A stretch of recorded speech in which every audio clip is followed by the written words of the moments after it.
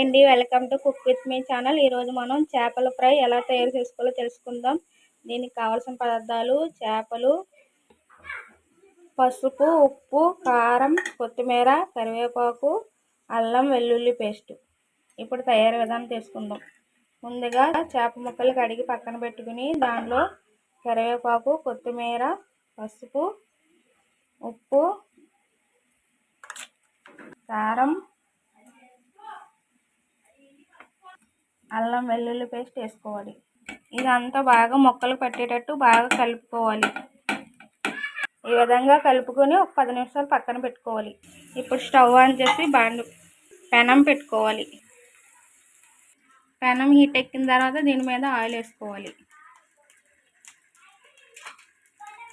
ఇందాక పక్కన పెట్టుకున్న చేప ముక్కలు వేసుకుని ఇప్పుడు ఫ్రై చేసుకోవాలి. స్లో మంట మీద ఫ్రై చేసుకోవాలి. స్లో మంట మీద ఫ్రై చేసాం కదండి, ఇప్పుడు అటు సైడ్ కూడా ఫ్రై చేసుకోవాలి.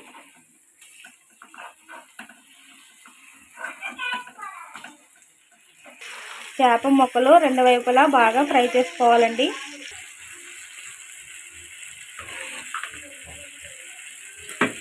చేప ఫ్రై రెడీ అయిపోయిందండి. ఇప్పుడు దీని మీద కొత్తిమీర చల్లుకుందాం.